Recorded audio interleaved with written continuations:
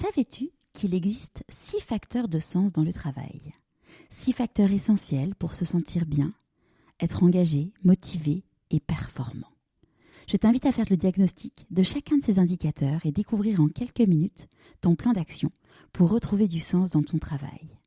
Tu trouveras le lien sur la page d'accueil du site pourquoipasmoi.co. Franchement, je suis assez fière du livre qui nous a amenés à discuter toutes les deux parce que c'est un livre étape pour moi qui m'a permis, moi la première, de voir tout ce que j'avais fait et dans quel contexte j'avais grandi. Et que tous les retours que j'ai de mes lectrices, c'est « Oh là là, ça me déculpabilise, ça m'aide, etc. » Et je me dis « Mais c'est incroyable comment on a besoin d'être déculpabilisé, d'être autorisé. » Bon, moi je pourrais dire je suis fière d'être arrivée à 60 ans et d'être encore aussi dynamique, ambitieuse, pleine de projets. Ça, c'est quand même un grand étonnement pour moi. Et une fierté. Me sentir aussi en forme, d'aimer mon corps, d'aimer comme je suis. Ça, c'est vraiment une grande, je suis fière de ça parce que c'était pas gagné. Quand je me revois à 20 ans ou à 30 ans, franchement, c'était pas gagné. Bienvenue sur Pourquoi pas moi. Je suis Charlotte Desrosiers, la fondatrice de Pourquoi pas moi. Pourquoi pas moi, c'est un podcast avec des témoignages sans coupe, des véritables coulisses de ceux qui ont osé écouter leur petite voix et qui ne le regrettent pas. C'est un bilan de compétences, nouvelle génération, trouver ma mission de vie et écouter ma petite voix, finançable à 100% avec votre CPF. C'est un livre. Et si je changeais de métier, redonner du sens à son travail. C'est le TEDx, je n'ai plus peur du dimanche soir. Et c'est une newsletter hebdomadaire. Pourquoi pas moi? L'invitation à écouter ta petite voix. Quel plaisir aujourd'hui de partager avec vous les coulisses de la réussite d'une nouvelle femme exceptionnelle. Après avoir fait les Beaux-Arts, Marie-Laurence crée contre toute attente une agence de relations presse, alors qu'elle n'a que 20 ans. 19 ans plus tard, elle est maman de 3 enfants et vit une vraie crise de sens. Elle découvre alors la méditation. Marie-Laurence a aujourd'hui 60 ans, elle est toujours à la tête de son agence RP et est devenue une pointure dans l'univers de la méditation. Je ne vous en dis pas plus, je vous souhaite la bienvenue dans l'univers de Marie-Laurence Quétoire. Bonjour Marie-Laurence. Bonjour Charlotte. Est-ce que tu pourrais nous parler de l'objet que tu as choisi pour te présenter, s'il te plaît? Oui, quand j'ai reçu ta demande, Charlotte, je me suis vraiment interrogée et j'ai repensé à une photo que j'avais faite lors d'une promenade en bord de Seine. J'habite pas très loin de la Seine et j'ai vu une toute petite cabane un peu éloignée de la berge, toute mignonne, mais très discrète, fermée. Et j'ai repensé à ça hier quand tu m'as demandé d'imaginer un objet qui me représentait. Pas que je me prenne pour une cabane, mais en tout cas, son petit côté modeste, un peu caché, un peu secret, ça me fait penser à la petite Marie-Laurence qui est au fond de moi et à laquelle je fais pas assez attention d'ailleurs, et à laquelle on ne m'identifie pas forcément parce que je travaille dans les relations publiques, je suis quelqu'un qui apparaît comme assez sûre d'elle, assez bavarde, assez publique justement. Or, il y a cette petite cabane, il y a ce petit jardin secret, cette petite maison au fond de moi qui est comme une enclave poétique et une dimension intérieure à laquelle je tiens, et je trouvais que c'était une bonne idée pour une fois d'en parler. Très bien, justement ça va être l'occasion de faire c'est une bonne transition pour que tu nous racontes où est-ce que tu as grandi et quel type de petite fille tu étais. Oh, quelle délicieuse question. Je suis trop contente de parler de ça. Alors, quel type de petite fille j'étais? On me disait souvent garçon manqué. Donc, j'ai pas trop eu l'impression d'être une fille réussie. Je pense que ça c'est quelque chose qui a fait question pendant des décennies et qui a été une question à travailler pour moi. Donc j'étais très intrépide, j'adorais grimper aux arbres, je me blessais souvent d'ailleurs, mais même pas mal, j'étais absolument pas douillette. Je gagnais tout le temps les courses à pied, les concours de billes dans la récré, etc. Donc vraiment les cheveux courts, les petits shorts Bermuda ou pantalon, enfin vraiment une voix assez grave. On me disait souvent bonjour monsieur quand je rentrais dans un magasin avec ma maman si le vendeur ou la vendeuse ne regardait pas, mais au son de ma voix, ils se disaient tiens, ça doit être un petit garçon. Donc j'avais ce côté-là et en même temps un cœur tendre, une hypersensibilité parce que voilà, une enfance assez baigné dans la violence et voilà, c'était peut-être ça. Le côté garçon manqué, c'était probablement une protection, mais il y a là, pareil, à l'intérieur, il y avait probablement une petite fille fragile et très sensible. Et puis voilà, j'ai grandi avec les deux cohabitants. C'était vraiment intéressant comme dilemme, mais comme moyen de se construire aussi. Pourquoi une enfance baignée dans la souffrance? Pardon? Pourquoi une enfance difficile? Parce que un père très violent, hein, tout simplement. Hein, donc parce que de la violence dans la maison, ça arrive, c'est très très très courant. Et alors, quant à dire où j'ai grandi, c'est une question à laquelle il n'est pas facile de répondre parce qu'un jour j'ai fait le compte. À 20 ans, j'avais déjà déménagé 20 fois. Waouh. Et c'est pas du tout parce que mon père était militaire ou fonctionnaire, mais c'est juste que mes parents avaient la bougeotte et que ils aimaient vraiment changer d'endroit tout le temps. Donc je déménageais sans arrêt, je changeais d'école sans arrêt, et ça aussi ça a été quelque chose d'assez sportif. Ouais, il faut s'adapter. Oui, mais j'ai des très très bons souvenirs d'une période de mon adolescence passée dans le Périgord noir, probablement les années les plus heureuses de mon enfance, où là j'étais en connexion avec la nature, avec les animaux. On habitait dans une ferme, on élevait nous-mêmes des animaux, et c'est vraiment des souvenirs qui m'accompagnent très souvent pour me rappeler mon lien à la terre, pour me rappeler mon amour de la nature, mon amour des animaux, que ce soit les poules, les oies, les lapins, les brebis, les sangliers, les vaches. Et c'est quelque chose qui manque. À chaque fois que je m'en souviens, ça manque. J'ai la chance d'avoir connu une nature et une paysannerie qu'on trouve quasiment plus maintenant. Et du coup, tes parents, ils faisaient quoi comme métier pour pouvoir justement avoir la capacité de bouger autant? Plein de métiers différents. Ils changeaient à chaque fois? Plein de métiers différents. Mon père est ingénieur. Enfin, maintenant, il est à la retraite, mais il était d'une formation ingénieur et il a occupé beaucoup de postes de direction. Tu m'entends toujours? Oui, je t'entends toujours. Oui. Il a occupé beaucoup de postes de direction différents, de la direction juridique, la direction marketing, la direction industrielle. Voilà, il a pas mal changé. Et ma maman, elle était formée aux Beaux-Arts et était maquettiste, et donc elle a toujours beaucoup ce qu'on appelle maintenant le graphisme ou la direction artistique. Elle était vraiment dans ces métiers-là qu'on appelait maquettiste à l'époque. Et toi, quand tu étais petite fille, c'était quoi tes rêves? Tu disais quand je serai grande? Alors, quand je serai grande, je serai actrice. Alors ça, c'était le rêve. À partir de l'âge de 5 ans, je jouais la comédie devant mon miroir très, très, très régulièrement. Ou alors, je serai écrivaine, j'écrirai des histoires. Donc, actrice, je ne le suis jamais devenue, même si parfois, en faisant des relations presse, il y a quand même, certaines mises en scène. Mais on est quand même plutôt dans l'ombre que dans la lumière dans ces métiers-là. En revanche, écrire, j'ai toujours écrit, mais de façon tout à fait confidentielle et pour moi, peut-être justement dans ma petite cabane secrète. Et puis, 2014, j'ai sorti mon premier livre et voilà, ça, je suis contente. C'est une partie du rêve qui a été réalisé, mais qui va continuer à se réaliser. C'est vraiment une grande découverte, l'écriture et la publication de ce qu'on peut écrire. On va en parler un petit peu après. Juste avant, là, donc du coup, tu bouges, comme tu disais, très très très régulièrement. Comment ça se passe pour toi le choix des études? Avant de juste répondre à oui, ça, bien sûr. Le fait que j'ai bougé très souvent comme ça a provoqué chez moi une boulimie de contact. C'est-à-dire qu'il fallait que je prenne des contacts et que je m'intéresse aux autres très très vite en un temps record, parce que quand on change d'école tous les ans, on n'a pas des copines ou des copains sur la longueur. Donc à chaque rentrée scolaire, je regardais beaucoup les élèves, notamment dans ma classe, mais aussi dans les cours de récréation. Je regardais beaucoup les élèves pour voir avec qui je pourrais trouver des affinités assez rapidement et avec qui je pourrais me lier. Et je crois que c'est quelque chose. Il y avait un côté douloureux, bien sûr, à être arraché comme ça d'une école ou d'amitié, mais c'est aussi quelque chose qui m'a beaucoup servi dans la vie ensuite et que j'ai gardé, cette grande curiosité pour les gens qui m'entourent.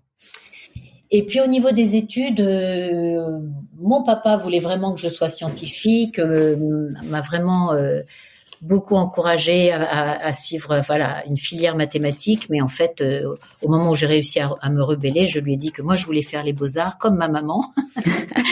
Et c'est ce que j'ai fait parce qu'en fait, ce qui m'intéressait vraiment, c'était les arts, hein, vraiment les arts graphiques, la peinture, la sculpture, les images, les films. J'ai réalisé pas mal de clips, de courts-métrages quand j'étais toute jeune adulte. C'est vraiment quelque chose qui m'attirait beaucoup. Voilà. Et alors, qu'est-ce qui s'est passé du coup? Parce que c'est pas vers là que tu t'es destinée.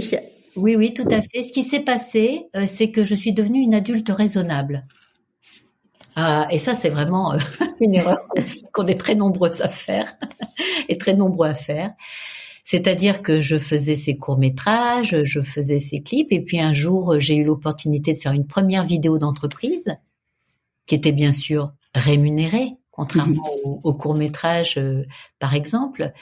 Et puis une deuxième vidéo d'entreprise, et puis une troisième, et puis une quatrième, et puis un client d'une vidéo d'entreprise qui m'a dit « Marie-Laurence, est-ce que vous me feriez un dossier de presse parce que c'est vraiment bien quand on fait des salons, vous rédigez bien les commentaires des vidéos, vous savez écrire, vous pourriez nous faire un dossier de presse ?» Je dis « Mais qu'est-ce que c'est que ça, un dossier de presse ?» Il m'a expliqué, j'ai fait et j'ai découvert mon métier. Je n'étais pas du tout formée aux relations presse, mais j'ai trouvé ça génial de pouvoir envoyer comme ça ou remettre un dossier de presse à une journaliste et de trouver un article quelques semaines ou quelques mois après dans son magazine. J'ai trouvé ça magique et j'ai décidé d'en faire mon métier, de créer une agence qui existe toujours, une agence de relations médias et qui est devenue mon moyen de subsistance et mon métier, ma profession. Et quand tu as monté cette agence, du coup, tu avais quel âge? 20 ans. Oui, donc tu étais super jeune. Oui, tout à fait. J'avais peut-être même pas, j'allais sur mes 20 ans, oui. Et quand t'as décidé de monter ton agence, t'as eu des peurs à cette époque-là? Oui. Ah oui, c'est très difficile. C'était quoi tes peurs? De pas trouver de clients, de pas y arriver, de pas être légitime, de pas être professionnel, enfin toutes les peurs, notamment à 20 ans, mais c'est des peurs qui sont chevillées au corps parfois longtemps, mais là c'était vraiment démarrer sans être certaine de rien. J'avais eu la chance qu'un client me fasse confiance et que je découvre cette magie des relations médias et de leur impact possible, mais je ne savais pas du tout si d'autres clients allaient me suivre, si les journalistes allaient m'écouter, si mon agence allait juste pouvoir me rémunérer. Oui, il y avait beaucoup de peur, bien sûr. Je m'en souviens très bien. Je faisais toute la prospection commerciale, bien sûr, hein, j'étais seule au départ et non, c'était créer une entreprise et la faire vivre et la développer, c'est un investissement pour une jeune entrepreneuse de chaque instant. Et comment réagit ton entourage quand tu leur as dit que tu créais une agence RP alors que tu venais de l'univers des beaux-arts? On était loin aussi du côté ingénieur de ton papa.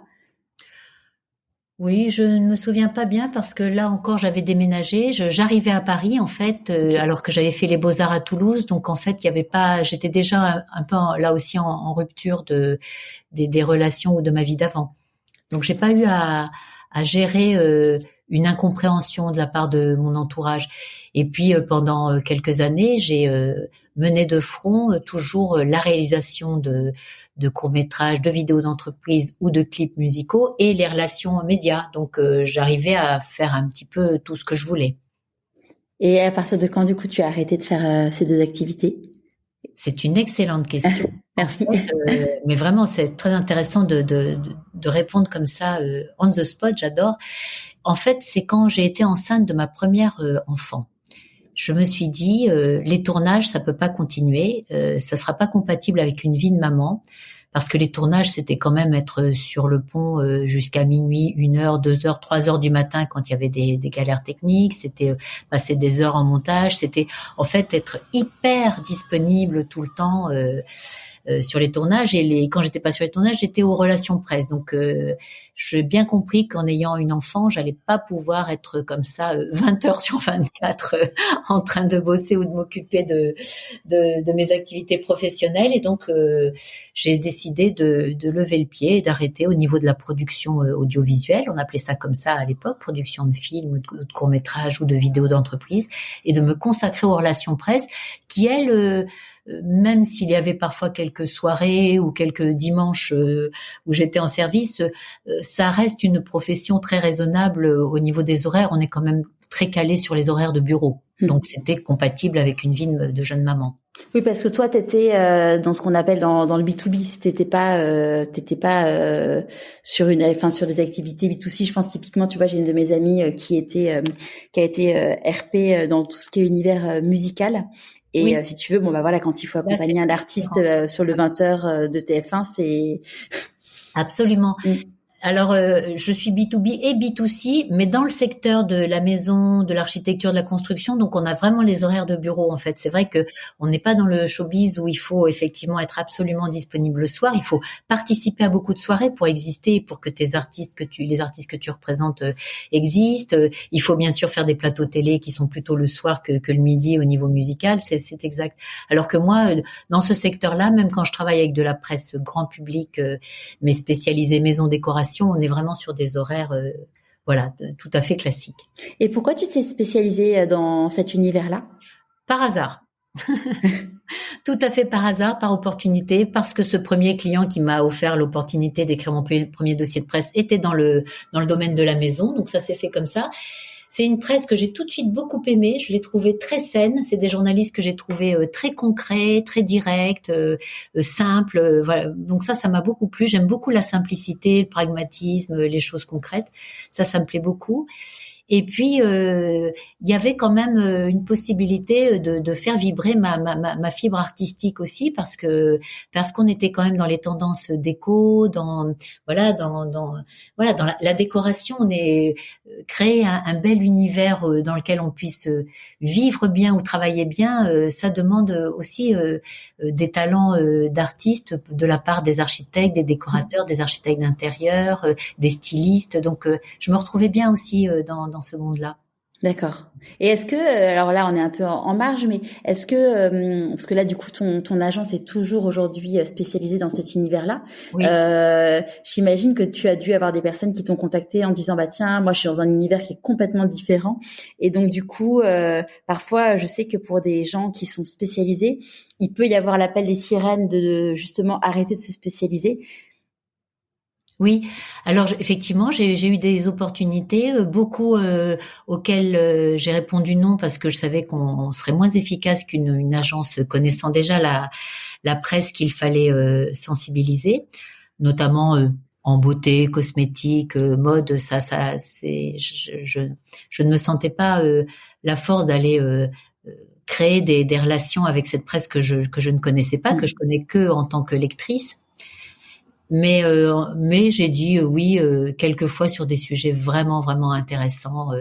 Je me souviens du sirop de bêtises de Cambrai, où effectivement on s'est retrouvé sur le Nulle part ailleurs de Canal+ parce que c'était de la bêtise en bouteille et que ça a beaucoup plu aux journalistes. Voilà, des choses comme ça en one shot qui étaient finalement des vrais sujets presse qui dépassaient largement toute spécialité. Ouais. Qui était large. Et donc du coup là, tu as ta première fille.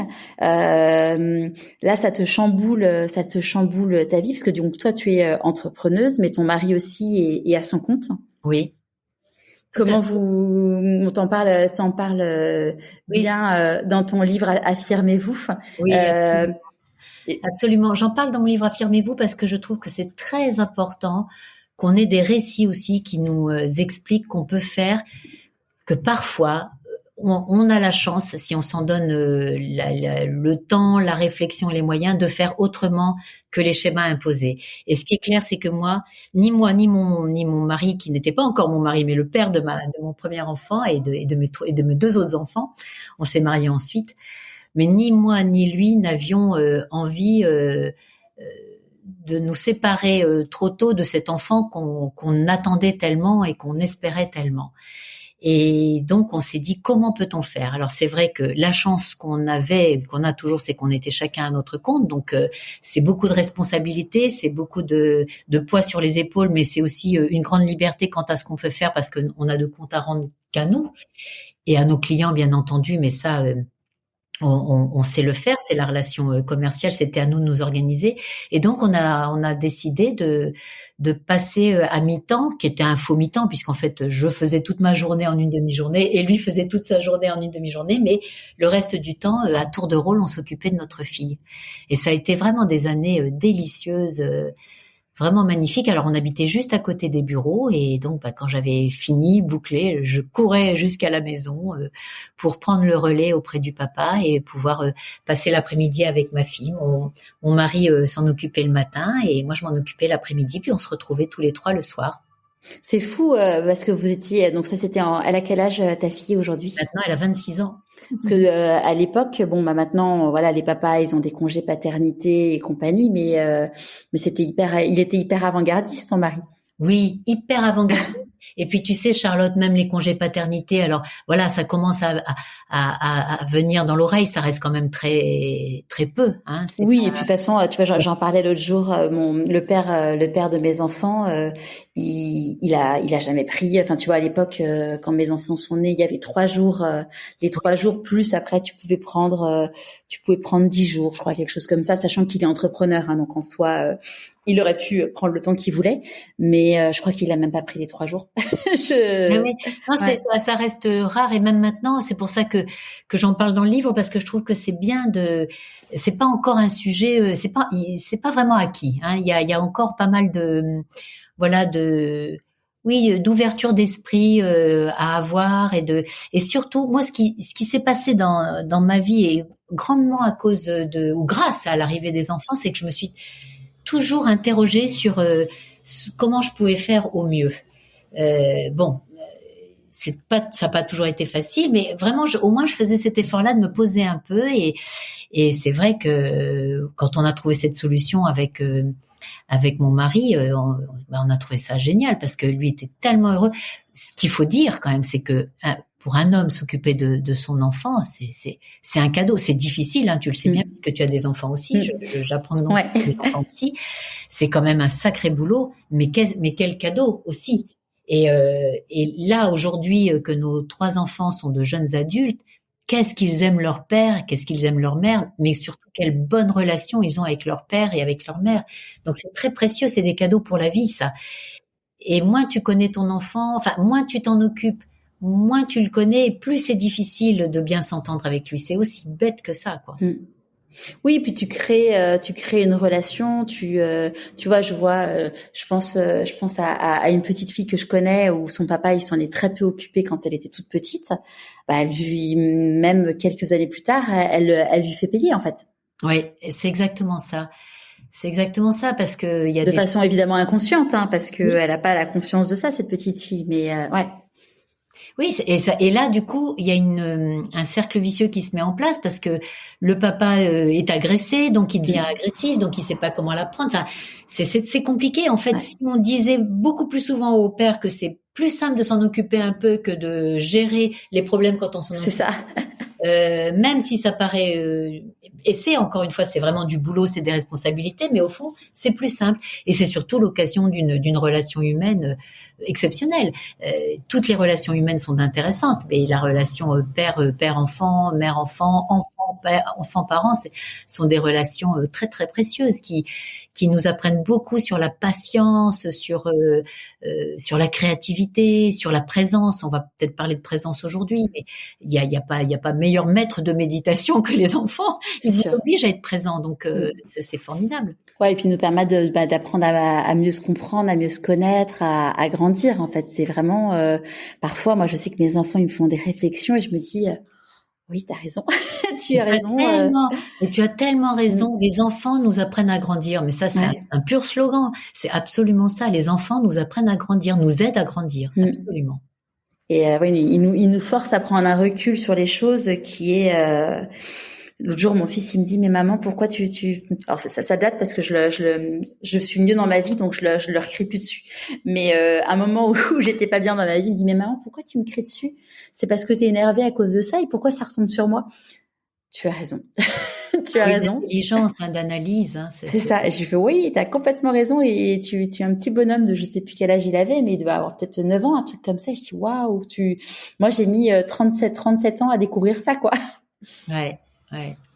C'est Là qui peuvent être des maîtres de vie. C'est pas du tout que ce soit eux les patrons et eux les chefs. C'est pas non, du tout. bien sûr. C'est que vraiment ils nous apprennent quelque chose. Voilà. Et souvent là où on veut pas trop regarder ou là où on n'a pas pris le temps de regarder. C'est ça. D'ailleurs, tu vois, c'est tes dernières parenthèses là-dessus, c'est drôle parce que souvent quand je suis interviewée dans des podcasts, donc voilà, je dis bon voilà, j'ai pendant mon burn-out, j'ai fait un gros malaise et puis après je suis retournée voir le médecin et j'ai dit que j'acceptais, enfin que j'avais compris que j'acceptais de me faire arrêter. Et ma fille, elle me dit, maman, j'espère que t'as pas menti encore. Je dis, mais pourquoi tu dis ça? Elle fait, bah oui, parce qu'à chaque fois tu dis que tu t'es rendu compte. Mais non, c'est nous qui t'avons dit que t'allais pas bien. Ah oui, en effet. Ouais. Et ce que leur père leur avait dit, vous la trouvez comment, maman? Et là, il m'avait dit, non mais maman, elle crie tout le temps, maman elle est tout le temps fatiguée, maman elle est tout le temps stressée. Et je les avais regardés en disant, bah, oui, enfin comme papa quoi. Et là, il m'avait regardé, il me disait, non maman. Et là, pour moi, ça avait vraiment été un miroir. J'ai dit oui. En fait, pour moi, j'étais aussi stressée, aussi fatiguée que leur père. Et en fait, non, pas du tout. Clairement, j'étais en burn-out, donc non. Ouais. Mais c'est vrai que c'est intéressant de demander à ses enfants comment tu me vois parce qu'en effet, et puis bon, ils ont pas de filtre, hein, on le sait. Oui. C'est intéressant l'expression de miroir, l'image du miroir que tu prends, parce qu'il y a vraiment ça. Hein, et moi, j'enseigne beaucoup sur l'enfant intérieur. Tu sais, rencontrer son enfant intérieur. Je dis tu sais parce que c'est des pratiques qui sont assez connues, qui peuvent être un peu d'ailleurs aussi tarte à la crème. Faut faire ça. Faut y aller. Faut être assez précise dans ces pratiques-là. Mais justement. Nos enfants parlent aussi à notre enfant intérieur. Il y a vraiment un effet miroir et font résonner des choses qui, par exemple, ne sont pas réglées ou sont très difficiles à supporter pour nous. Et c'est dans ce sens-là qu'ils, comme tu le disais si bien tout à l'heure, ils nous apprennent à grandir. Ils apprennent à faire grandir cet enfant intérieur aussi, à faire la paix avec cet enfant intérieur qui est avec nous pour toujours, quoi. Ouais. Et puis pour prendre conscience. Alors je pense là à une personne que je connais qui a son enfant qui est hypersensible, mais je pense qu'il est pas que hypersensible, il doit être 10, je sais pas quoi. Et elle me disait qu'en fait le fait de le voir pas bien et compagnie, chez elle, ça crée un truc horrible parce qu'en fait ça réveille chez elle tout ce qu'elle a vécu quand elle était enfant, avec lequel elle avait qu'elle avait peut-être pas conscientisé, avec lequel elle avait pas fait la paix en fait. Et donc du coup de voir son enfant dans la même situation qui l'a fait souffrir, c'était quelque chose pour elle qui était hyper difficile à vivre. Oui, c'est tout à fait ça, oui. Donc du coup, tu as ton premier enfant qui arrive et ton deuxième enfant arrive rapidement après. Oui, absolument. Assez rapidement après. Pour tout dire, on a fait 3 enfants en 5 ans, ce qui est beau. On peut faire plus vite encore, hein, mais c'est déjà pas mal. Passer de 0 à 3 enfants en 5 ans, c'est pas mal. Et le deuxième enfant arrive, un garçon.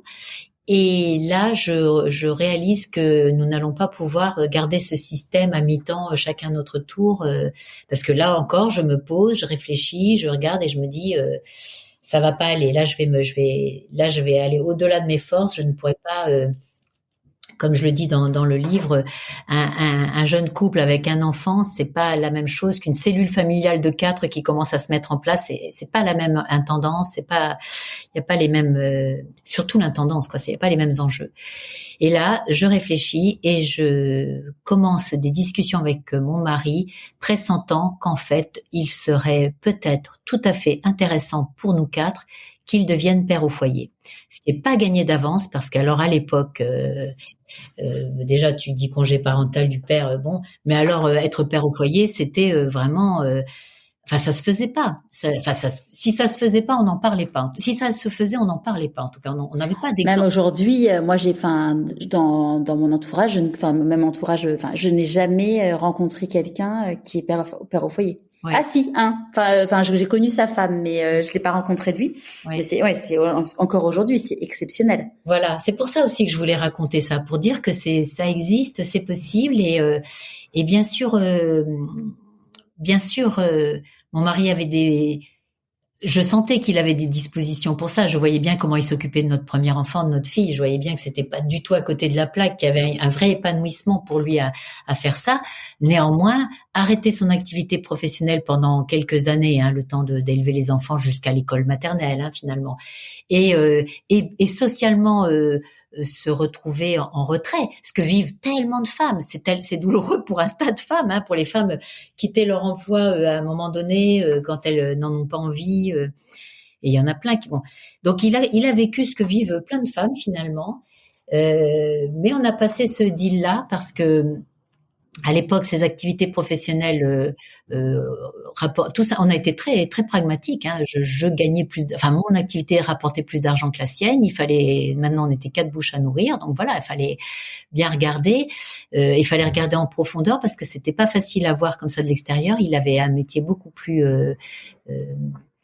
plein de paillettes que le mien. Oui, son chiffre d'affaires était supérieur au tien, mais la marge, la tienne était supérieure. Voilà.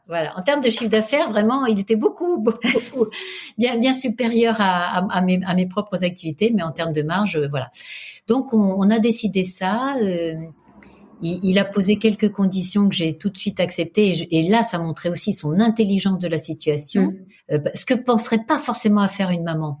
Il a dit OK, mais à ce moment-là, j'ai un week-end pour, je sais plus le deal exact, Charlotte, mais genre j'ai un week-end pour moi par mois, j'ai une soirée par semaine, et je lui ai dit OK, ça marche. Et je trouve que c'est tellement. Je veux du temps pour moi pour pouvoir.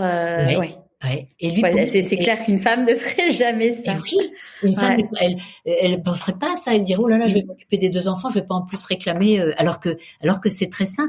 Finalement, il a gardé une chambre à lui, une chambre pour lui, une chambre à soi.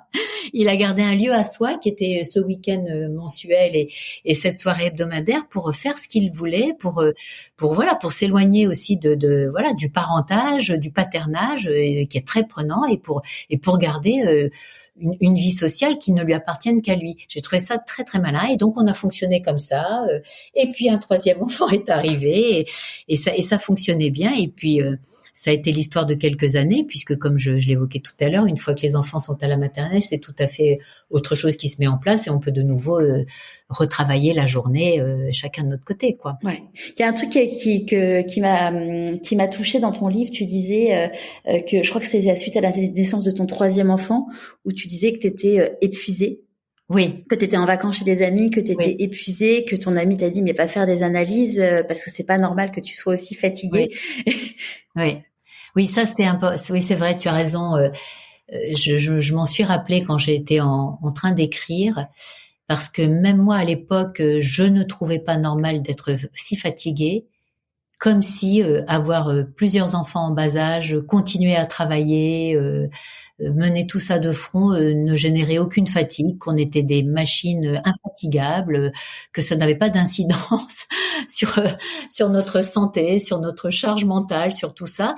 Et mes amis comme moi, on s'inquiétait pour moi en me disant je dois avoir un problème, une maladie ou un problème de santé. Puis en fait, j'ai fait des analyses sur les bons conseils de cet ami. Tout était absolument OK. J'étais juste fatiguée. Mais on prend pas, en tout cas, là encore à l'époque, j'espère que maintenant on fait un petit peu plus attention parce qu'entre-temps est sorti le concept, la notion de charge mentale qu'on n'évoquait pas du tout, moi, quand j'étais jeune maman. Je pense que le monde a beaucoup, beaucoup bougé depuis, mais ça n'empêche qu'on peut toujours le dire, ne serait-ce que pour les femmes de ma génération ou celles qui ont 10 ans, 15 ans de moins et qui se rendent pas forcément compte des actes héroïques qu'elles accomplissent chaque jour et qui peuvent, certes, générer un peu de fatigue et c'est normal. Et à ce moment-là, faut trouver, plutôt que de le nier ou de croire qu'on est malade ou de prendre des vitamines ou de boire de l'alcool pour oublier qu'on est fatigué, c'est peut-être rencontrer cette fatigue, la conscientiser comme tu disais, rencontrer cette fatigue et peut-être prendre quelques mesures pour pouvoir se ressourcer, se reposer. Ouais, j'ai interviewé une femme exceptionnelle, je sais pas si tu la connais, qui s'appelle Hélène Bonhomme, qui a monté, à la base c'était un blog, mais bon aujourd'hui c'est beaucoup plus que ça, c'est une communauté, il y a un programme, il y a un livre aussi qui s'appelle Les Fabuleuses au foyer. Oui. Et Hélène, elle a fait un burn-out parental et elle raconte qu'elle avait à la fois cette culpabilité de pas bien s'occuper de ses enfants, mais en même temps, elle était à la maison, elle était pas bien, mais elle s'imaginait pas non plus retourner travailler. Et elle en parle vraiment bien parce qu'elle elle met en lumière en fait toute cette culpabilité qu'on a en tant que femme, en tant que mère, de se dire bah voilà, je travaille, mais pourquoi je suis fatiguée? Parce que finalement toute la charge mentale qu'on se met nous-mêmes, même bon, il y a celle de la société, mais celle qu'on se rajoute nous-mêmes aussi sur nous. Absolument. Dans mon livre Affirmez-vous, je parle de double contrainte. Tu sais, Ouais. c'est vraiment ça, c'est vraiment un exemple de double contrainte. C'est-à-dire et pour la femme, c'est vraiment douloureux, c'est même écartelant, déchirant. Quand je suis au travail, je culpabilise de pas être avec mes enfants. Quand je suis avec mes enfants, je culpabilise de pas avoir fini ma journée de travail ou le dossier que je devais boucler. C'est infernal. Et vraiment, ça, tu as raison, c'est vraiment la double charge mentale, quoi. Double contrainte, double charge mentale. C'est-à-dire, je culpabilise de pas être aussi disponible que mes collègues, par exemple, masculins au bureau, qui, eux, peuvent rester 1 heure, 2 heures de plus, dire OK à un voyage d'affaires qui les éloigne de la maison, etc. Mais je culpabilise aussi pour mes enfants, parce que si je travaillais pas, je serais plus avec eux. C'est vraiment, c'est important de parler de ces choses-là et de voir que, il serait temps d'arrêter de culpabiliser. Ouais. Oui, et puis ça se va, dire, ouais. c'est un long chemin. Oui, c'est long, hein, ça s'apprend et puis c'est aussi, tu vois, moi je sais que bon, bah, maintenant, grâce au podcast, je fais des épisodes de podcast qui s'appellent Les coulisses où je regarde en arrière ce qui s'est passé dans les 6 dernières années et parfois, tu vois, je me dis là, tu vois, il y a pas longtemps, je me disais je suis fatiguée et tout et je me dis mais je comprends pas, je dors, je reviens de vacances et tout et puis après je regarde l'année qui s'est passée et je me dis ouais, mais en même temps, il s'est passé tellement de choses que c'est normal en fait et qu'il y a un moment il faut accepter de se dire que on est fatigué et que et de se dire mais en fait se féliciter de se dire mais attends, regarde tout ce que tu as fait déjà quoi. Ouais, c'est exactement ça. C'est plutôt retrouver de la fierté de tout ce qu'on accomplit plutôt que de nier la fatigue et ne pas comprendre. C'est ça. Vraiment, il faut être on peut commencer nous les femmes à être du côté de l'accomplissement et de la reconnaissance de notre accomplissement plutôt que du côté de la culpabilité. Exactement. Et donc là, du coup, tu as tes 3 enfants, ton entreprise se développe. À partir de quand tu recrutes ton premier salarié? Oh, je l'ai recruté bien avant le premier Oui. enfant. Hein. Oui, ça s'est développé assez vite non, dès les premières, j'ai dû travailler seule pendant 2 ans et j'ai recruté assez tôt. Et quand j'ai eu mon premier enfant, j'avais déjà des salariés. D'accord. Ça n'empêche que voilà, il fallait que si j'avais été seule, je sais pas comment j'aurais fait. Non, là, c'était pas possible. Ouais. Non, j'avais déjà des salariés que j'ai toujours parce qu'on travaille toujours ensemble, que j'adore, sur lesquels je peux vraiment m'appuyer, sur lesquels je peux vraiment compter, déléguer, mais néanmoins, je reste la patronne de ma petite entreprise et puis voilà, la charge mentale ne change pas malgré tout. Ouais. Avant qu'on parle de ta rencontre entre guillemets avec la méditation, c'est ton 3e enfant, il me semble, que tu as eu de façon prématurée. Alors c'est le deuxième. Pardon. Le deuxième, oui, mais pas, voilà, absolument. La 3e, elle était très très à l'aise et pas pressée de sortir. Parce que du coup là, donc le deuxième, ton 2e enfant, donc ton fils, quand tu travaillais de façon acharnée entre guillemets. Oh, c'est dingue. Ouais. C'est dingue. Là aussi, j'ai bien culpabilisé parce que j'ai cru que les alertes à cette naissance prématurée étaient dues au fait que je travaillais comme une dingue, comme s'il fallait que je fasse tout avant que cet enfant n'arrive. Donc je mettais les bouchées doubles, je prenais l'avion, je faisais des rendez-vous partout. Et bon, les médecins m'ont vraiment, mais c'est leur rôle aussi, hein, là en revanche, dans les hôpitaux qui s'occupent des prématurés, ils font très attention à ne pas culpabiliser les mamans et ils passent leur temps à nous dire que c'est pas de notre faute. Donc ça, c'est bien. Néanmoins, j'avais quand même, on peut toujours trouver une petite voix en soi qui nous culpabilise. Mais ce qui est dingue, c'est que, donc je me suis retrouvée ce qu'on appelle strictement alitée, voilà, parce qu'il y avait des signes alarmants, strictement alitée. Ça veut dire qu'on peut même pas on est sur un lit d'hôpital, on n'a même pas le droit de poser le pied par terre, hein, donc on est vraiment. Pendant combien de temps? Eh bien, en fait, ça devait durer un peu plus de 2 mois puisque j'étais vraiment à plus de 2 mois du terme. Mais mon fils est venu très vite, donc ça n'a duré qu'une dizaine de jours parce qu'il est vraiment né prématuré. Mais il est né en très belle forme. Je l'ai vu tout de suite dès qu'il est sorti. Mais bon, il a fallu suivre quand même le protocole. Mais il est né à 7 mois et voilà, j'ai dû être alitée à 6 mois et demi, tu vois. Et ce dont je me souviens, et ce que je raconte dans le livre, c'est que dans mon lit d'hôpital, je continuais à bosser et je continuais à rédiger des communiqués de presse, je continuais à passer des coups de fil. Et je dis dans le livre, mes clients n'avaient aucune idée que j'étais à l'hôpital et quand mon fils lira ces lignes, il sera stupéfait. Parce que c'est dingue, quoi. Même là, je ne lâchais pas, hein. Mais c'est comme ça, ouais. Ouais. Je connaissais pas encore la méditation. Oui. D'ailleurs, pour toutes les personnes qui nous écoutent et qui ont des risques de grossesse de bébés prématurés, j'ai aussi interviewé une femme exceptionnelle qui s'appelle Charlotte Bouvard, qui a créé la première association pour les familles de bébés prématurés. Super. Ouais, et elle est vraiment donc c'est suite à la naissance d'un de ses enfants qui était prématuré et donc elle a monté cette association et aujourd'hui ça fait plus de 20 ans que je crois que l'association existe et elle était à l'époque dans l'univers de la politique. Du coup, elle a fait passer des lois pour faire en sorte que les parents de prématurés aient le droit à des jours de congé. Enfin, elle a fait vraiment évoluer les choses et c'est vraiment formidable ce qu'elle fait. Du coup, je glisse parce que c'est important de savoir que ça existe pour les familles qui sont concernées.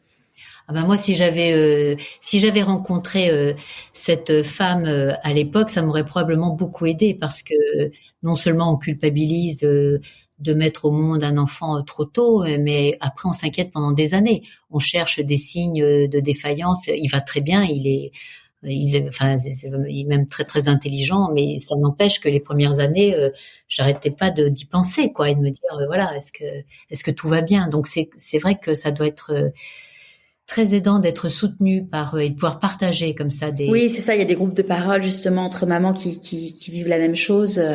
C'est ça, c'est bien. De toute façon, tout ce qui est groupe de parole et groupe d'entraide comme ça, c'est très précieux. Ouais. On est souvent trop isolés et on vit nos petits ou grands malheurs trop seuls, trop isolés dans une profonde solitude, alors que nous sommes toutes des êtres humains qui avons beaucoup à partager et qui avons toutes beaucoup d'expériences qui peuvent aider les autres. C'est sûr.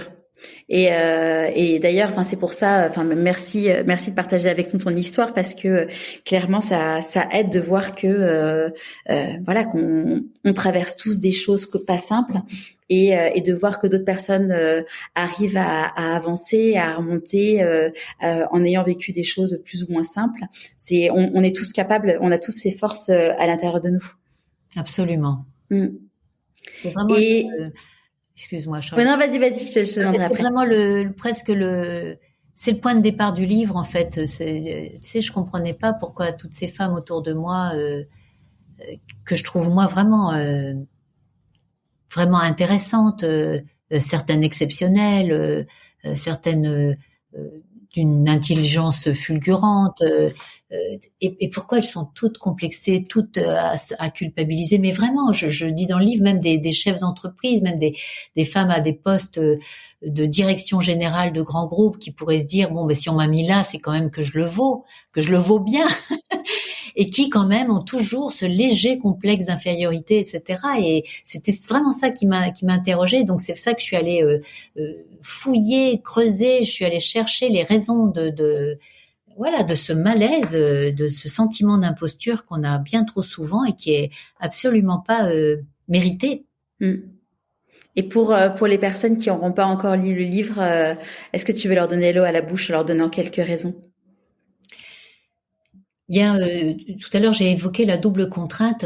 Je pense que justement, la société nous a offert, on a gagné tout ça grâce aux générations qui nous ont précédés, aux femmes qui nous ont précédés, qui ont lutté pour qu'on ait le droit d'avoir un compte en banque sans l'accord de notre mari, pour qu'on ait le droit de vote, pour qu'on ait le droit de travailler. Donc tous ces droits chèrement acquis, c'est la génération X, née dans les années 60-70, on les a transformés en devoirs. C'était des droits et on s'est dit, puisqu'on a le droit, on doit le faire.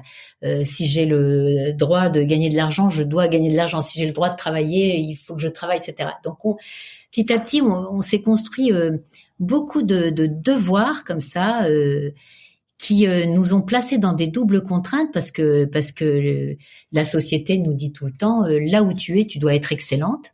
Si tu bosses, tu dois être bonne. Si tu es une mère, tu dois être une mère parfaite. Si tu es une épouse, tu dois être une épouse hyper sexy, de bonne humeur et qui épilée et manucurée. Exactement. Si tu es une amie, il faut vraiment que tu sois une bonne amie avec une vraie écoute, un vrai sens de l'entraide. Enfin bon, bref, on doit être bonne, excellente partout. Or, qu'il l'est, personne. On fait de notre mieux, mais on n'est jamais parfaite. Ça n'existe pas, la perfection. Mais nous, en fait, vivant dans ce mythe de la mère parfaite ou de l'employée parfaite ou de l'amie parfaite, on se fait vraiment du mal, on se met beaucoup de contraintes et plutôt que de se féliciter de ce qu'on réussit, eh bien, on passe notre temps à regarder ce qu'on rate ou ce qu'on croit rater, parce qu'en réalité, voilà. Et ce que je montre dans le livre, en étant allé interroger beaucoup de femmes de différents horizons, et qui font des métiers différents, qui ont des statuts sociaux différents, c'est que effectivement il y a toujours ce syndrome d'imposture qui n'est pas justifié parce qu'elles accomplissent vraiment des choses, mais il est temps qu'elles le voient, il est temps qu'elles le regardent. Il est temps qu'on se rende compte que tous les dictats que nous impose la société, mais qu'on sait très bien intégrer, parce qu'on les intègre, et on passe pas notre temps, même si ça bouge maintenant, mais avant de lutter contre les dictats, souvent on les intègre inconsciemment. Et donc, plutôt que de subir ces dictats, reprendre un peu. Moi, je voulais être actrice. Plutôt que de subir et d'être victime, redevenons actrices de nos vies. Redevenons actrices de nos vies, reprenons les rênes et voyons tout ce qu'on fait de bien et commençons à nous enorgueillir, vraiment, j'ose le terme, à en être fiers, parce qu'en réalité, on est des héroïnes du quotidien. Clairement. Oui, puis on parle beaucoup de sororité, mais ça passe aussi par le fait de dire, regardez, moi, ma vie n'est pas parfaite, elle peut paraître parfaite, mais en fait, elle ne l'est pas. C'est tellement vrai. Il faut montrer des exemples de la vraie vie. C'est pour ça que j'ai interrogé plein de femmes et que je parle de beaucoup de choses, et quand on regarde la vraie vie, on voit bien que personne n'est parfaite et que c'est très bien comme ça. La perfection, c'est inhumain. C'est inhumain. C'est un projet inhumain. Donc c'est très bien de ne pas être parfaite. C'est très bien d'avoir des limites. C'est très bien d'être vulnérable. C'est très bien d'être sensible. C'est très bien d'avoir la capacité d'être touché, d'être blessé, parce que c'est ça qui fait de nous des femmes, des hommes, des êtres humains dignes de ce nom. Et surtout, c'est ça qui nous permet d'entrer en relation avec les autres. Et ce que tu dis, c'est vraiment ça. La sororité, c'est quoi? Cette entraide entre femmes, avec ce mot qui revient grâce à Chloé Delhomme. La sororité, c'est magnifique. Nous, on nous a dit liberté, égalité, fraternité. Donc, on pensait que il y avait que la fraternité, mais la sororité, ça existe. Ça peut exister en montrant qu'effectivement, on a toutes des fêlures et qu'il y a aucun problème avec ça, et que c'est celles qui jouent à la femme parfaite ou à l'employée parfaite qui ont un problème. C'est pas nous. Et on t'en parlais là, et puis t'en parles bien dans ton livre. C'est aussi déjà commencer par accepter soi-même qu'on est vulnérable et qu'on n'est pas des robots, qu'on n'est pas des machines, et ensuite pouvoir le partager. Mais déjà, je pense que la première clé, c'est de l'accepter. Tu vois, c'est ça, on en revient à l'exemple de ma grande fatigue après la naissance de mes enfants. Avec mes amis qui ne comprenaient pas, moi qui comprenais pas, l'infirmière qui vient me faire des prises de sang à domicile, les analyses, tout le bazar, juste parce que je suis fatiguée, j'ai 3 enfants en bas âge. C'est dingue. Pourquoi? Parce que j'accepte pas du tout ma vulnérabilité à ce moment-là.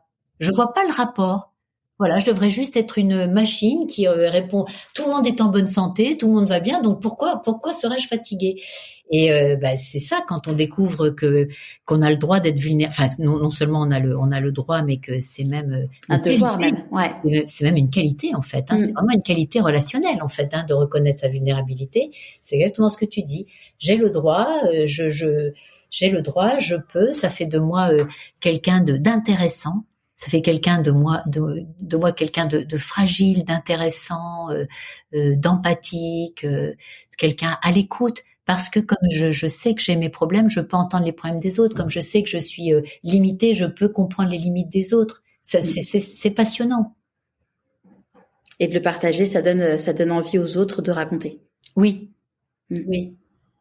Tu sais, à la fin du livre, je donne des clés qui m'ont beaucoup aidé moi. Et la dernière, je crois que c'est la dernière, c'est l'écriture. Et j'encourage tout le monde à écrire pour publier, pour être publié, pourquoi pas, mais de toute façon écrire pour soi. Et je donne des exemples de femmes que l'écriture a sauvé, a littéralement sauvé, sauvé du désespoir ou du suicide, ou vraiment sauvé. Et l'écriture, pourquoi c'est intéressant d'écrire? Parce qu'en réalité, toute vie est un roman. Et si on commence à s'intéresser à notre vie, à regarder et qu'on écrit ça et qu'on partage ça, mais ça passionne tout le monde en réalité. Enfin, tout le monde, j'exagère. Ça peut passionner notre entourage, ça peut passionner nos amis, ça peut nous donner là aussi une manière de nous exprimer et de nous présenter qui est très différente, qui est beaucoup plus vraie et qui du coup est beaucoup plus intéressante pour ceux qui nous entourent. C'est sûr. Et donc du coup, à quel moment dans ta vie est arrivée la méditation? La méditation est arrivée justement quand j'avais mes 3 enfants, que j'étais au bout du rouleau, mais je ne le savais pas du tout. Un bon déni. Tu sais, alors tu me parlais, c'est toi qui emploies l'expression les KPI de la réussite. Les indicateurs clés de la réussite, exactement. Voilà. Alors merci pour cette expression, Charlotte, qui est tellement claire, surtout quand on. Parce qu'en fait, j'avais tous les indicateurs, tous mes indicateurs étaient très très bons. Il y avait un retour sur investissement parfait, c'était nickel chrome, tu sais, le gentil mari, les beaux enfants qui vont bien, qui en plus ça marche bien à l'école, moi ma petite entreprise florissante, tout impeccable. Et moi, mais je me sentais, je dis dans le livre, j'étais parfaitement intégrée socialement, mais je me sentais désintégrée intérieurement. C'est-à-dire que je savais même pas où j'étais. Alors, je suis pas allée jusqu'au burn-out, ça j'en suis certaine, parce que un burn-out c'est pas ça, et c'est pas à toi que je vais expliquer ce que c'est. Mais grosse fatigue et gros vide existentiel. Mais que fais-je sur cette terre? Et en plus, avec cette incompréhension, puisque les indicateurs sont au beau fixe et moi à l'intérieur ça va pas, donc vraiment quelque chose, voilà, là encore un gap entre l'extérieur et ce que je ressens à l'intérieur. Tu avais 39 ans, c'est ça? J'avais 39 ans, absolument. Ouais. Absolument, merci pour le calcul. De rien.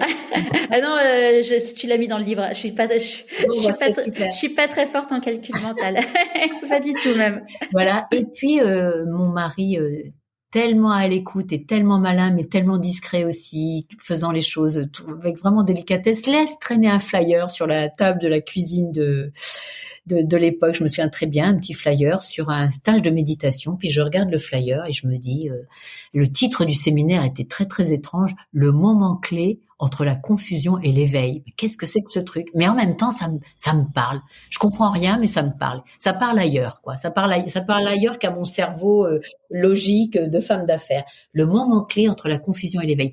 Et je me suis dit, mais c'est là que je suis, moi. Je suis vraiment entre la confusion et l'éveil. C'est-à-dire que je sais même pas où je suis. Je suis vraiment, ce qui est clair, c'est que je suis entre deux, dans une espèce de bardo. On appelle ça le bardo dans le bouddhisme. C'est le moment entre deux où on n'est ni tout à fait endormi, ni encore tout à fait réveillé, où on est plus tout à fait vivante, mais pas encore morte. Enfin, tous ces bardos, c'est des moments très très intéressants. Et là, entre la confusion et l'éveil, ça fait tilt, ça fait comme un électrochoc dans ma tête. Je m'inscris au séminaire et j'y vais. Pour une semaine, en résidentiel, en pension complète, sans savoir où je mets les pieds, en gros. Ouais, c'est hyper chouette que ton mari fait ça de façon délicate, surtout que à l'époque, aujourd'hui, voilà, les stages de méditation, les retraites de développement personnel, il y en a de plus en plus. Mais à l'époque, ça se faisait pas du tout, j'imagine. Enfin, c'était Ça se faisait pas du tout, et hyper précurseur. Ah oui, puis je peux te dire que j'ai pas crié sur les toits que j'allais faire une retraite de méditation, hein. Ouais. J'ai gardé ça pour moi. Mon mari pouvait garder les 3 enfants. C'était un beau cadeau.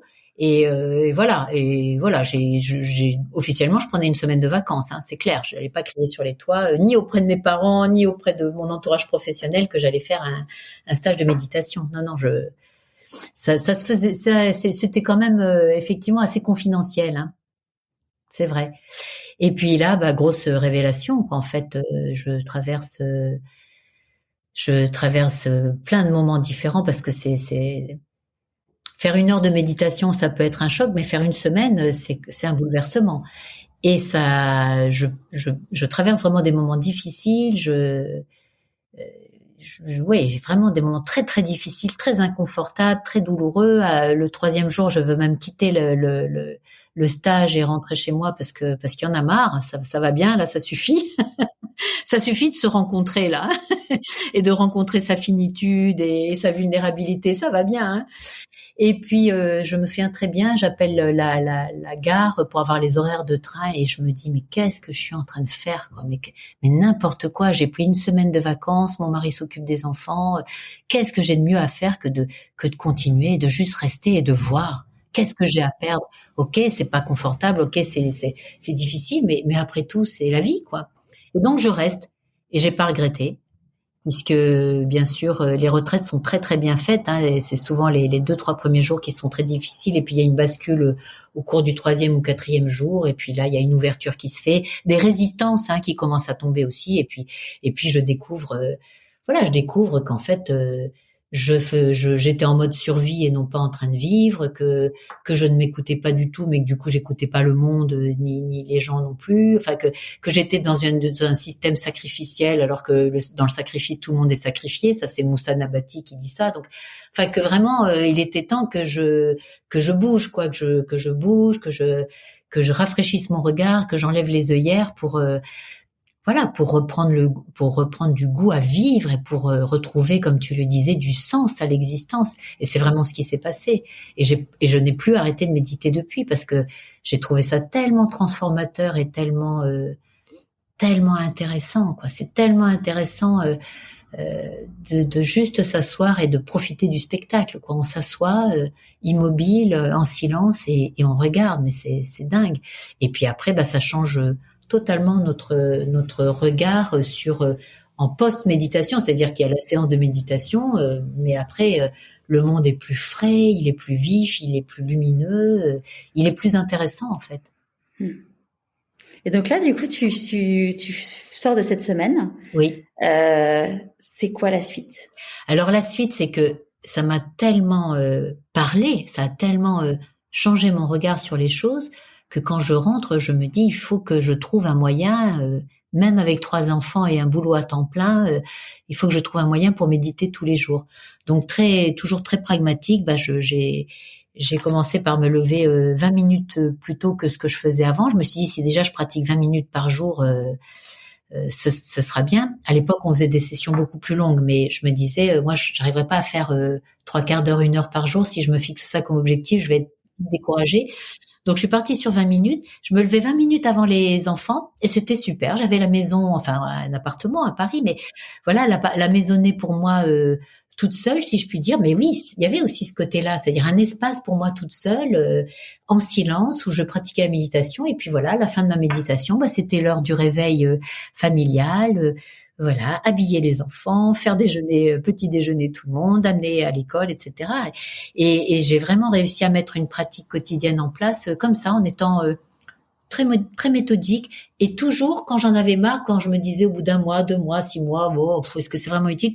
Toujours je revenais à ce séminaire que j'avais vécu, et je me disais, mais oui, bien sûr, rappelle-toi, c'est ça qui t'a ouvert les yeux, c'est ça qui te permet aujourd'hui de vivre et de ne plus être en mode survie. Et d'ailleurs, on dit souvent que quand on a envie de lâcher les bras, c'est justement au moment. Alors, je sais plus qu'est-ce qui disait ça dans un épisode de podcast. Alors, j'ai plus le nom de la personne, mais qui disait que si tu as envie de lâcher les bras et que tu dis j'ai pas envie de faire ma méditation, là où normalement tu fais 20 minutes, tu fais 40 minutes, parce que c'est là où tu en as encore plus besoin que d'habitude. Oui, et puis en plus c'est pas quand on n'en a pas envie que c'est le moins intéressant. C'est-à-dire que on n'en a pas envie, allez, on fait un petit effort, on s'assoit et on est tout à fait surprise de ce qui se passe. Alors que parfois on en a super envie, puis on y va, puis c'est plat comme tout, c'est ennuyeux, il se passe rien. Ce qui veut pas du tout dire que la méditation n'a pas été active, hein, d'ailleurs. Hein.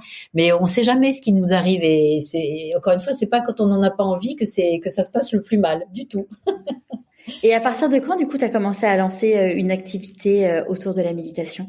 Alors, j'ai pris mon temps parce que je n'imaginais pas du tout faire ça. Alors déjà, ce que j'ai fait, c'est que toutes mes vacances, je les ai consacrées à la méditation. C'est-à-dire que dès que j'avais des congés, avec l'accord de mon mari, bien sûr, j'allais en stage de méditation. J'ai commencé à coordonner des stages de méditation parce que ça me plaisait beaucoup avec l'enseignant qui m'a transmis la méditation, qui m'a appris à méditer. Donc j'ai organisé ces séminaires et les stages qu'il dirigeait pendant des années. Et puis un jour, en 2014, il m'a dit est-ce que ça te dirait d'enseigner la méditation? Et là, j'étais stupéfaite. Mais enfin, pourquoi Le bon petit syndrome de l'imposteur. Ah, mais carrément. Mais enfin, pourquoi moi? Mais enfin, voyons. Et puis, j'ai dit oui quand même. J'ai écrit un premier petit livre sur la méditation, ce qui m'a beaucoup aidé à éclaircir mes idées, à voir où en était ma compréhension de cette pratique. Donc, j'ai écrit un premier livre chez Le Duc sur la méditation, qui s'appelle tout simplement La méditation, qui est sorti en 2014. Et j'ai commencé à enseigner. Et j'ai adoré ça. J'ai adoré tout de suite. J'ai eu vachement la trouille. Et ça m'arrive encore d'avoir peur et d'avoir le trac. Moins, mais quand même. Mais même avec la peur au ventre, le plaisir de transmettre, de partager ça et d'aider les gens en face de moi à comprendre la merveille que peut être cette pratique, ça m'a énormément plu. Et donc, donc là, du coup, comment t'as réussi à gérer ça plus ton travail? Franchement, je ne sais pas, Charlotte. C'est un peu un mystère. C'est une question qu'on me pose souvent parce que je fais beaucoup de choses et j'arrive à les faire bien. Alors, je pense que j'ai une puissance de travail peut-être un petit peu assez importante, que j'ai aussi un sens de l'organisation très très développé. C'est naturel, c'est un don. Puis j'ai plein de défauts par ailleurs. On s'en fout, c'est pas le propos. Mais en tout cas, cette qualité d'organisation, je l'ai. Et ce qui est étrange, c'est que la méditation, c'est vraiment ce que j'ai réalisé dès le premier séminaire que j'ai fait. La méditation m'a offert du temps et de l'espace. C'est-à-dire que plus je médite, plus j'ai l'impression d'avoir plus de temps pour faire ce que j'ai à faire.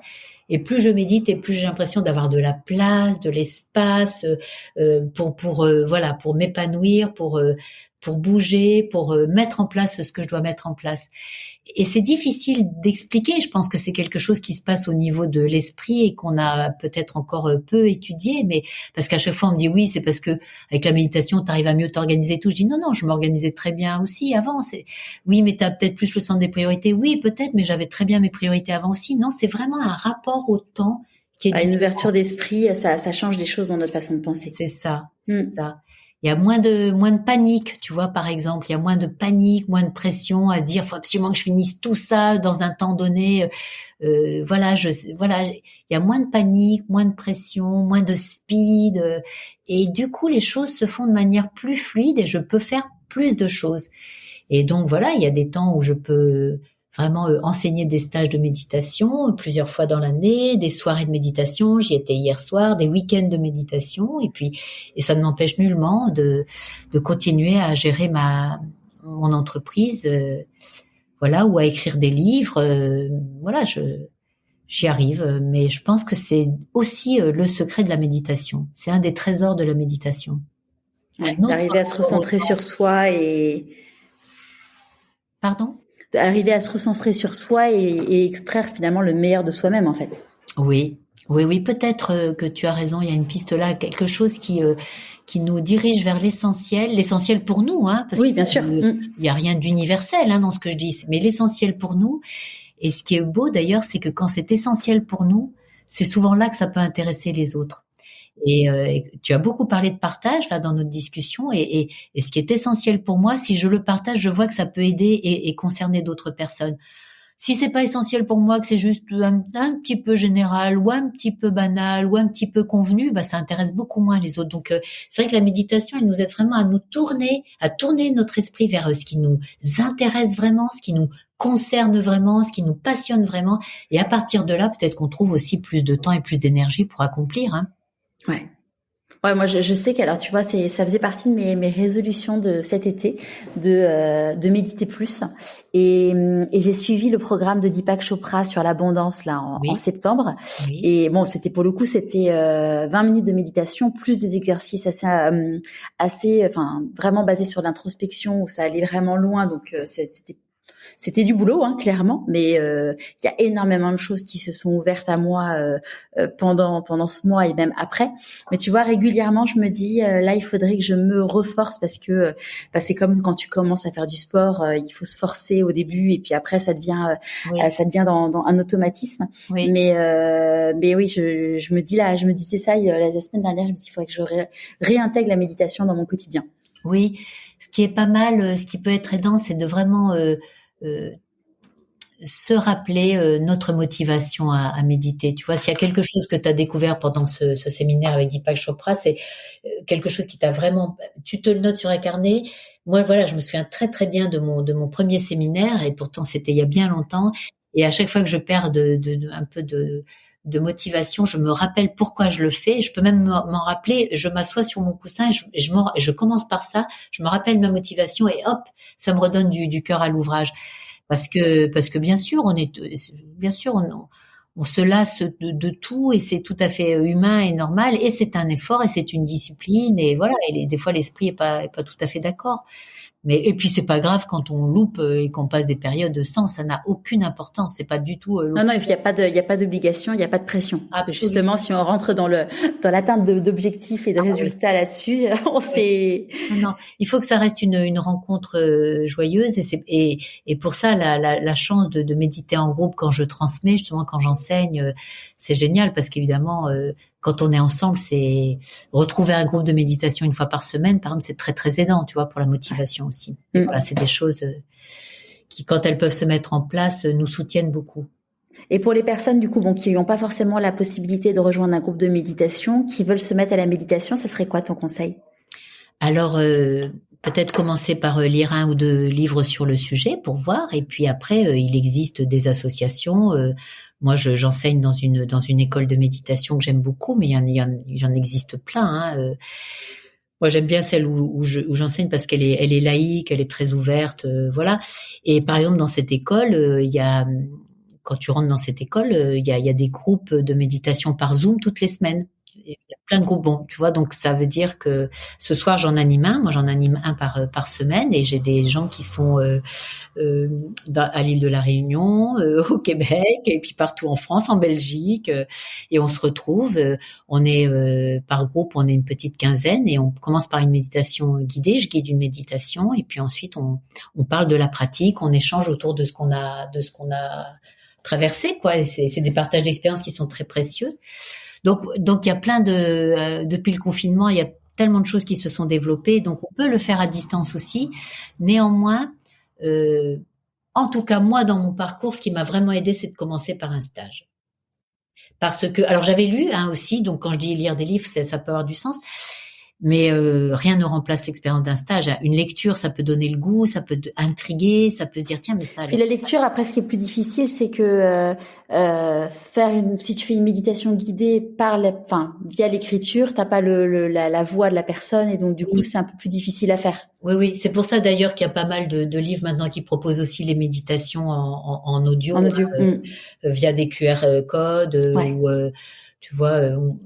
Ils m'ont demandé l'éditeur m'a demandé d'enregistrer Affirmez-vous en version audio aussi, ce qui me permet de guider les exercices qui sont à la fin. Donc il y a quand même beaucoup, même sur YouTube, on trouve beaucoup. Oui, il y en a beaucoup. D'idées, même il y a vraiment des méditations avec des thématiques. Moi, je sais que quand je sens qu'il y a quelque chose dans ma vie qui va pas, je tape méditation plus le nom de le thème, de la problématique, et c'est vrai que ça fait vraiment du bien. Oui, mais quand même, tout à fait. Et puis, ça peut être très bien comme ça. Mais en tout cas, moi, dans mon parcours, il n'y aurait pas eu ce séminaire de départ. Mm. Je ne serais pas là à te parler de méditation. Je veux dire, Ouais. je pense que j'aurais. Oui, tu sais pas du tout la même expérience. Parce qu'il y a vraiment eu une transformation profonde et qui a vraiment transformé tous les aspects de mon existence. Ça m'a transformée en tant que maman, ça m'a transformée en tant qu'épouse, ça m'a transformée en tant que Camille, ça m'a transformée en tant que manageuse et c'est ça que j'aime, c'est ça qui m'a tant plu. Ça m'a vraiment permis de reprendre ma vie en main. Et je pense que voilà, bon, à l'époque il n'y avait pas de méditation guidée sur YouTube, n'importe comment, mais j'aurais eu plus de mal même avec une heure de temps en temps, tu vois, il y aurait pas eu cette révolution intérieure finalement que j'ai pu découvrir à l'époque. Donc quelqu'un qui aurait envie, mais qui aurait du mal et qui aurait déjà essayé sur des méditations guidées sur YouTube, qui aurait déjà lu un livre, mais qui aurait envie, mais qui aurait toujours du mal, je lui conseillerais de faire un stage. Parce Ok. que alors là, après le stage, tu sais vraiment si c'est pour toi ou pas, tout simplement. Ouais. Tu sais vraiment si c'est un chemin qui fait sens pour ton existence ou pas. Comment t'écoutes ton intuition? Quelle belle question. En fait, tu vois, quand je t'ai dit à plusieurs reprises que quand j'ai eu mon premier enfant, puis quand j'ai eu mon deuxième enfant, quand je disais je me pose et j'écoute, c'est vraiment des moments où j'écoute mon intuition. Donc en fait, comment j'écoute mon intuition, je pourrais te répondre en méditant.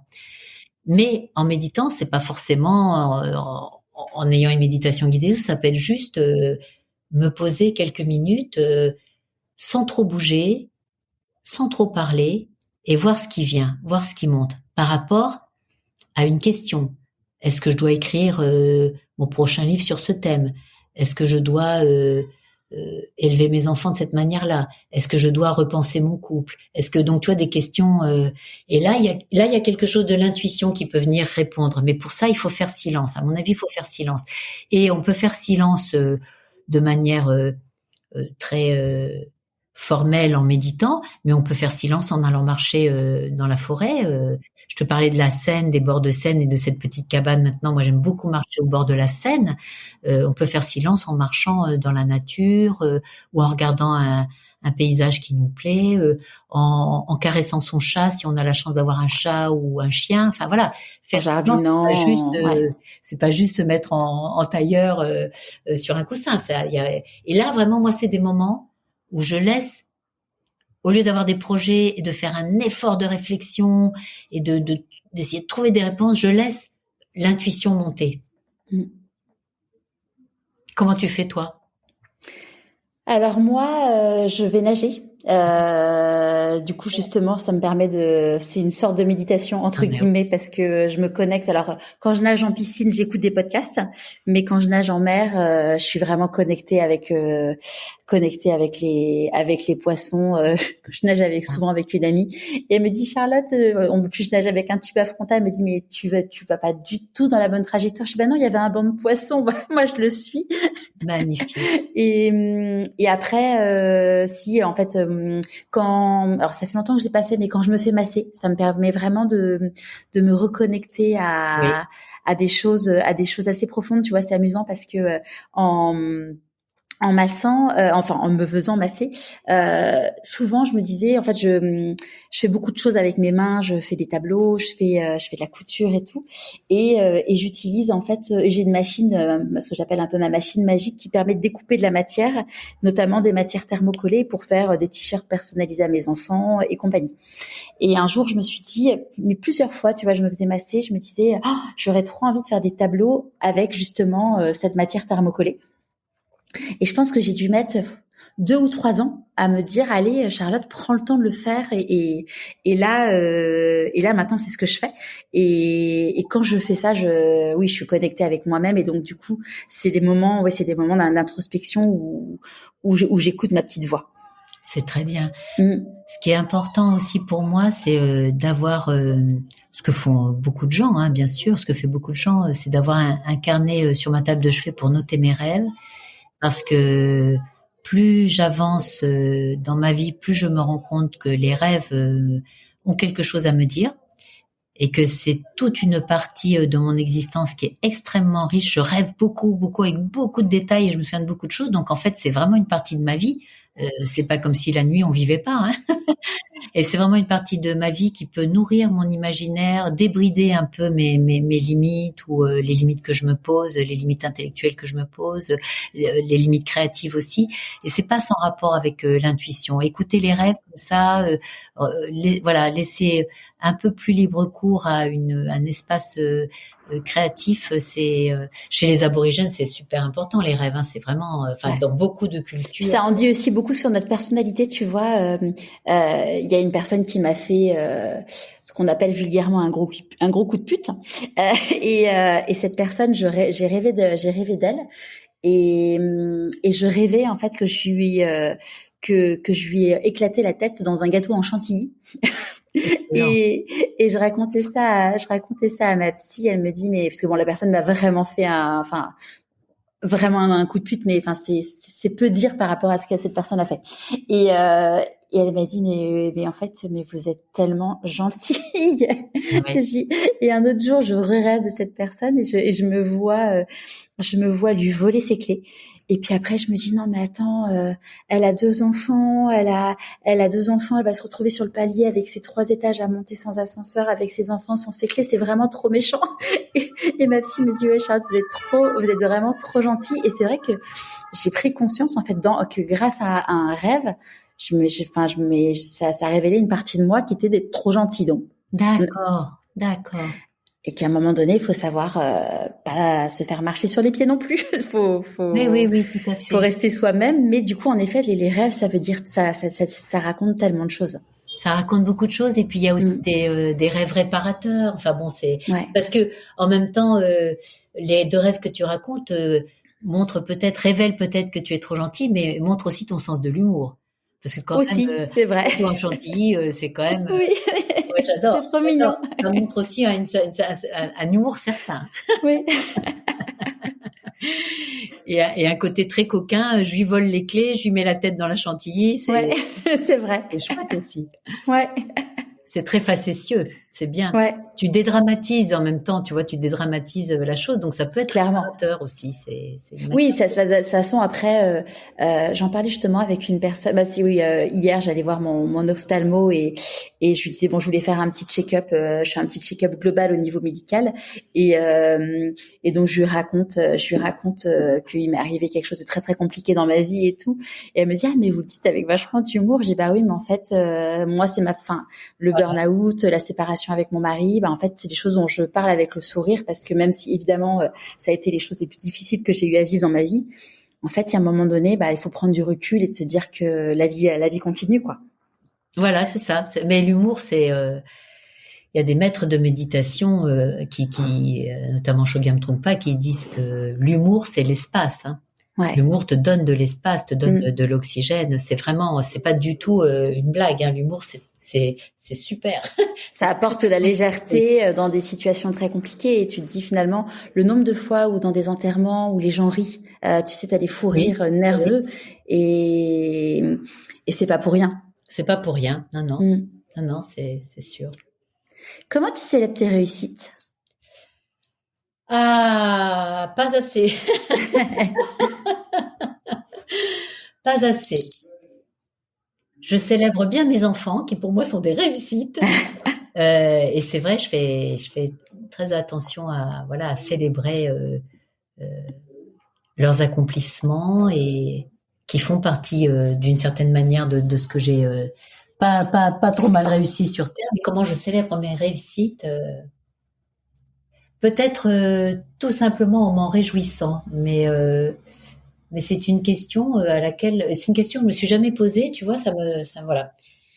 Alors là, je découvre la danse, j'en parle dans mon dernier livre aussi, je découvre la danse depuis le confinement, ça n'a aucun rapport avec célébrer mes réussites, mais néanmoins, c'est quelque chose qui me fait tellement plaisir que c'est peut-être ça le cadeau que je me fais. Une danse de la joie. Je suis très en rapport à la joie. Et plus ça va, plus je découvre que la joie, c'est quelque chose évidemment d'important, mais de symboliquement très fort. Le monde de la joie, c'est le monde du symbole, justement. C'est le monde de l'imagination. La joie, c'est aussi un des visages de l'amour. Dans la tradition bouddhiste, la joie, c'est un des 4 visages illimités de l'amour. Il y a la bienveillance, il y a la compassion, il y a la joie et il y a l'équanimité. Donc, c'est très, très important. Alors, on va dire que je célèbre mes réussites, si tant est que j'y pense, en me réjouissant et en goûtant la joie. Et cela dit, c'est pas si faux comme réponse parce qu'en fait, quand je réussis quelque chose, à écrire un livre ou à avoir un nouveau client que j'aime bien ou à avoir de beaux résultats professionnels, c'est vrai que je suis très joyeuse et que depuis que je médite, je sais vraiment goûter la joie au lieu de prendre ça pour argent comptant, comme on dit, au lieu de faire comme si ça n'avait pas beaucoup d'importance. Donc ça va être la joie, je me réjouis. C'est quoi pour toi la réussite ? La réussite, je dirais que c'est sentir, pour moi, c'est sentir que ce que je viens de faire me permet d'être un peu plus moi-même encore. Et que ce soit professionnel, amoureux, humain, maternel, je me dis, ça révèle quelque chose de moi qui est vraiment moi, une petite chose en plus que je ne connaissais pas. Telle qualité relationnelle, telle capacité à aimer, telle capacité à créer. Donc voilà, la réussite, ce serait vraiment me dire, ça c'est une petite brique de plus qui révèle Marie-Laurence. À quel moment dans ta vie tu t'es dit pourquoi pas moi ?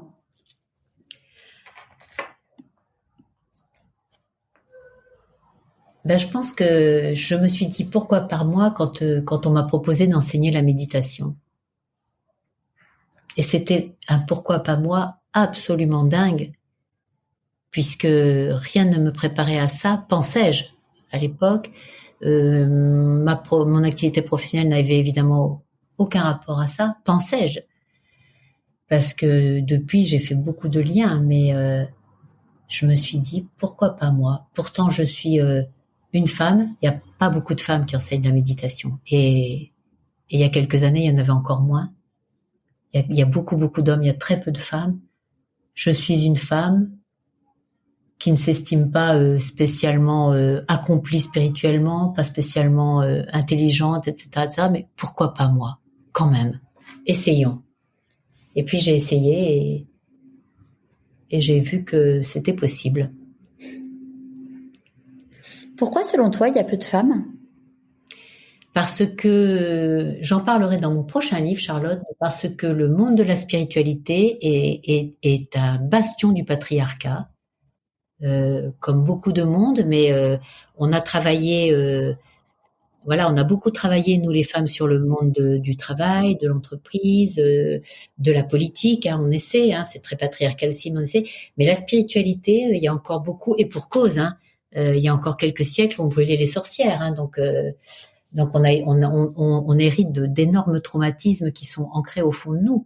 On a peur, moi je sais, mais je le vois, je le sens chez certaines enseignantes elles savent des choses, mais elles font gaffe à elles quand même. Elles font gaffe à pas trop la ramener, alors qu'un homme n'a aucun problème à la ramener et à dire qu'il a atteint l'éveil, mais aucun problème. Ils le font pas tous, attention, mais ceux qui le font, ça leur pose aucun problème. Donc je pense que la spiritualité, c'est vraiment un bastion du patriarcat et qu'il y a 2-3 choses à faire bouger de ce côté-là. Qu'est-ce que tu penses que la petite Marie-Laurence de 6 ans dirait si elle te voyait aujourd'hui ? C'est une très belle question parce que j'enseigne régulièrement un week-end sur rencontrer son enfant intérieur. Je l'ai enseigné à Paris, à Bruxelles, et puis le mois prochain, je l'enseigne à Genève. Enfin, au mois de mars, je l'enseigne à Genève. Et justement, dans ce week-end, comme quand je dirige les pratiques, je pratique moi-même. Quand tu diriges une pratique, tu la fais toi-même. C'est comme ça que ça fonctionne. Sinon, c'est pas incarné. Et en fait, ce que me dit la petite Marie-Laurence de 6 ans, elle me dit n'aie pas peur, tu vas y arriver. Et pourtant, elle est terrorisée, mais elle sait que je vais y arriver. Dans la vie, on dit que quand on fait des choix, on fait des renoncements. C'est quoi pour toi les renoncements ? les renoncements, je pense que en choisissant de fonder une famille, et je suis vraiment heureuse de l'avoir fait et vraiment fière d'être une mère de famille nombreuse, j'ai renoncé peut-être un peu vite parce que c'était pourtant pas une obligation, mais en tout cas c'est comme ça que je me suis débrouillée. J'ai pas su faire autrement, mais j'ai renoncé à toute une part, voilà, d'expression artistique. Qu'il n'est peut-être pas trop tard pour réactiver, mais tu disais que tu peins, tout ça. Moi, je peignais, j'ai fait les beaux-arts, et c'est vrai que quand je suis devenue maman, j'ai peut-être pris ça très, très, très au sérieux. Ah non, il n'est pas trop tard. Comment? Il n'est pas trop tard, il est jamais trop tard. Non, il est jamais trop tard. Sauf quand on est sur son lit de mort, mais... Voilà, c'est ça, absolument. Et sur son lit de mort, tant qu'on n'est pas mort, il n'est pas encore trop tard non plus. Exactement. Mais absolument. Donc voilà, j'ai renoncé à des expressions artistiques que je pourrais m'autoriser à réactiver maintenant, parce que je pense que c'est un petit peu dommage. T'as quel âge, si c'est pas indiscret, aujourd'hui? 60. D'accord. Ça, c'est amusant parce que j'ai interviewé une personne qui, en fait, j'ai le format des succès comme toi, et il y a le format en chemin. Et j'ai interviewé une personne qui était dans le monde de l'édition pendant plus de 30 ans, et juste à 2 ans de la retraite, tout le monde lui disait c'est bon, c'est bientôt la retraite. En gros, serre les dents, ça va bien se passer. Et elle, quand elle entendait ça, elle dit non mais en fait moi c'est bientôt la retraite, ça, j'ai l'impression que vous me dites c'est bientôt la tombe, quoi. Et donc du coup, elle a fait une rupture conventionnelle avec son entreprise, et elle est devenue vitrailliste. Ah, génial. Et donc Marion, elle a aujourd'hui, elle doit avoir à peu près 62 ans, parce que c'était il y a 2 ans, je crois, l'interview que j'ai fait d'elle. Et tout à l'heure, je voyais sur Instagram qu'elle vient de se marier avec l'homme avec qui partage sa vie, je crois, depuis 15 ans. Et je me suis, j'étais avec une personne quand je voyais le message, je dis mais je trouve ça génial et tout. Il me dit mais pourquoi c'est génial? Enfin oui, c'est cool, mais pourquoi c'est génial? Je dis mais c'est génial enfin voilà, de se dire voilà, tu te maries après 15 ans où t'es avec la personne quand t'as 62 ans. Enfin pour moi c'est vraiment l'exemple de la personne qui se dit allez, on y va, quoi. Oui, ça c'est vraiment. Il y a beaucoup de mouvements de femmes en ce moment auxquels on assiste et qui vont dans le bon sens, et il y a aussi ces mouvements qui dénoncent l'agisme, parce que effectivement ça permet de voir que une femme de 50 ans n'est pas bonne à mettre au rebut, une femme de 60 ans non plus, une femme de 70 ans. Moi, j'organise des rencontres à la Maison de la Méditation de Paris régulièrement, où je reçois des hommes et beaucoup de femmes, et des femmes plutôt de mon âge, voire plus âgées, et la vitalité et ce qu'elles ont à nous apprendre et le travail qu'elles accomplissent, c'est juste mais enthousiasmant, parce que là aussi, un homme âgé, on pense tout de suite vieillesse, une femme âgée, on pense vieille, quoi. Donc alors que c'est une sage également, et en fait écouter une femme qui a vécu, mais c'est juste passionnant. Et puis se dire qu'à 60 ans, moi, quand j'ai eu 60 ans, j'ai vraiment senti que je commençais une nouvelle vie. Ouais. Je te le dis à toi. Voilà. Écoute, moi, je commence une nouvelle vie là, avec les 40 ans qui arrivent. Donc oui. C'est aussi une nouvelle vie. Mais oui. Voilà. Mais 40 ans, c'est magnifique. 50 ans, c'est magnifique. 60 ans, c'est magnifique. Ma maman vient d'avoir 80 ans, c'est magnifique. Enfin, je veux dire, c'est chaque dizaine a des choses à nous apporter. Ouais. Oui, vraiment. Et ça aussi, il faut. J'espère qu'on va continuer à travailler sur des liens intergénérationnels. On est dans une société pour l'instant où il y a les enfants d'un côté qui servent pas à grand chose, les vieux d'un autre qui servent pas à grand chose, et puis au milieu la population active entre guillemets qui serait ça les vrais gens, quoi. Et c'est affreux. Et c'est affreux parce que voilà, on est tous des petits enfants, des gens actifs, des petits vieux, des petites vieilles, et c'est ça qui est magnifique. Et plus on se rend compte, parce qu'on va tous justement, si on est vieille, c'est qu'on n'a pas morte. Donc, oui, c'est ce que j'allais dire. On a tous envie d'être vieille un jour. Mais oui, absolument. C'est quoi la plus grande difficulté que tu as eu à traverser dans ta vie? La sensation de ne pas être aimée. le manque d'amour et qui, à mon avis, enfin, je le sais maintenant, n'était pas quelque chose de réel, mais qui était quelque chose de ressenti. Et je pourrais dire que grâce à la méditation, j'ai su trouver un lieu où je me sentais aimée, le lieu de la méditation, par exemple, parce que c'est un lieu qui est purement sans jugement, sans pression, sans cruauté.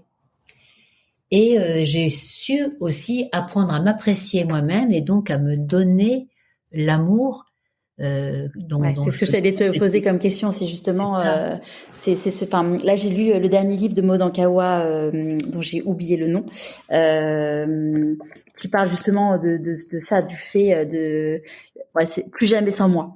Et clairement, c'est d'apprendre déjà à s'aimer parce qu'en fait, on a tendance, enfin, je dis on parce que j'étais comme ça avant. J'allais chercher de la reconnaissance ou de l'amour à l'extérieur qu'en fait, c'était à moi de m'offrir à moi-même parce qu'en fait, je pouvais passer ma vie à aller le chercher. Oui, c'est très important parce que, en fait, tant que on pense qu'on n'est pas digne d'amour, donc tant qu'on ne s'aime pas soi-même assez pour réaliser qu'on est digne d'amour, on a beau nous donner tout l'amour du monde, on ne sait pas quoi en faire. En fait, on ne le voit pas. Et pour ça, les pratiques de bienveillance, d'autocompassion, d'amitié envers soi, c'est vraiment, c'est des exercices. Moi, j'ai beaucoup pratiqué ça. C'est des pratiques que j'ai découvertes à partir de 2006 et que j'ai beaucoup pratiqué, beaucoup enseigné, et ça m'a énormément aidé parce que je pense que c'était ma plus grosse difficulté, cet indécrottable sentiment de ne pas être aimé. Et là, je me suis détendue avec ça. Ça y est, voilà, je me suis détendue. Il y a toujours des moments où je me sens plus triste que d'autres ou moins aimée que d'autres, mais ça prend plus du tout les proportions dramatiques que ça pouvait prendre. Et c'est des difficultés parce que c'est très difficile de vivre avec ça et de s'accomplir dans ce contexte-là et d'avancer avec cette sensation-là, ce sentiment d'être mal aimé.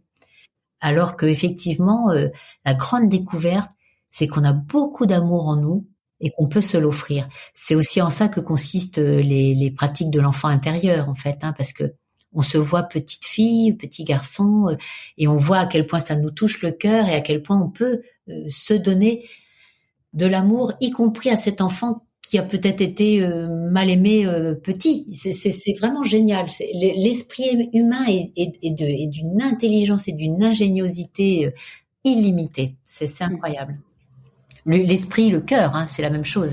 Ouais. Quand je dis l'esprit, je veux pas dire juste le mental, l'intellectuel, mais oui, l'âme, l'âme, voilà, le cœur, toute cette cette puissance qu'on a en nous, de réflexion, d'imagination, d'amour. De quoi t'es la plus fière aujourd'hui ?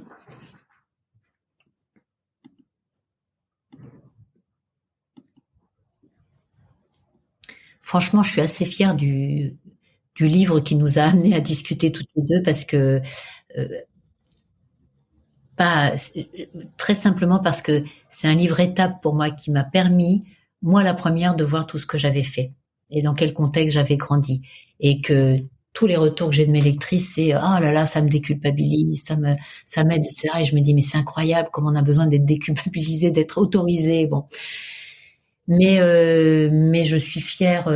Moi, je pourrais dire, je suis fière d'être arrivée à 60 ans et d'être encore aussi dynamique, ambitieuse, pleine de projets. Ça, c'est quand même un grand étonnement pour moi et une fierté. De me sentir aussi en forme, d'aimer mon corps, d'aimer comme je suis. Ça, c'est vraiment une grande. Je suis fière de ça parce que c'était pas gagné. Quand je me revois à 20 ans ou à 30 ans, franchement, c'était pas gagné. Qu'as-tu envie de dire aux personnes que tu croiserais là et qui te diraient tu n'en es là que grâce à de la chance ?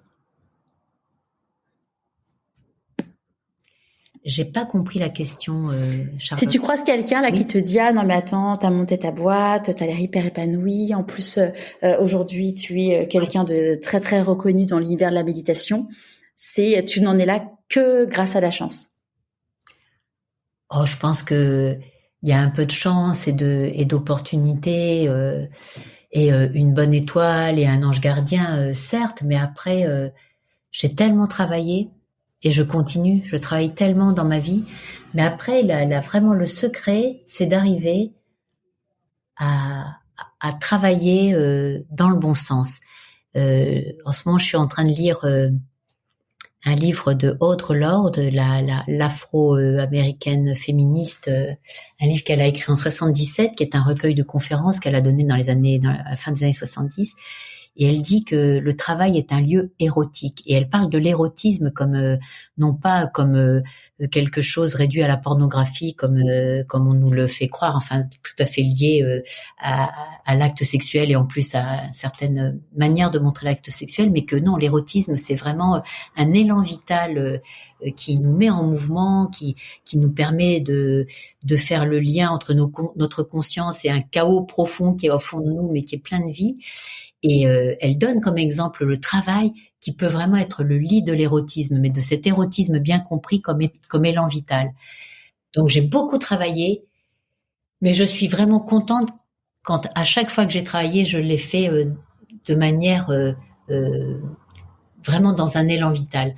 J'ai beaucoup organisé de séminaires de méditation, mais c'était un travail extrêmement puissant. J'ai beaucoup accompagné de clients dans leur visibilité, mais c'était vraiment un travail qui me motivait énormément, etc. Donc, je veux pas, quand je dis il y a un peu de chance, mais il y a beaucoup de travail, je veux surtout pas qu'on entende que le travail c'est un sacerdoce et que j'en ai bavé et tout. Bien sûr, j'en ai un peu bavé, ça c'est le lot de toute vie humaine, mais j'ai quand même su mettre le travail et l'énergie là où c'était intéressant pour moi. Ça, c'est vraiment important.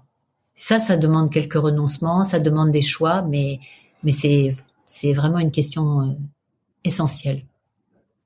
Est-ce qu'il y a un conseil que tu aurais aimé recevoir et du coup que tu aimerais donner aujourd'hui? Oui, moi le conseil que je donnerais, j'en ai déjà parlé, mais je vais le redire parce que ça m'a. Si j'avais su ça plus tôt, ça m'aurait aidé, c'est d'écrire. Alors ça peut être tenir un journal, ça peut être écrire ses rêves, ça peut être écrire des haïkus, avoir un petit carnet sur soi, écrire une pensée. C'est vraiment très beau de réaliser que notre vie vaut quelque chose. Et quand on écrit ce qu'on vit ou ce qu'on pense ou ce qu'on éprouve ou ce qu'on traverse ou ce qu'on aime, après avoir vu un film à la télé ou une exposition dans un musée, quand on écrit, on réalise la valeur de notre vie.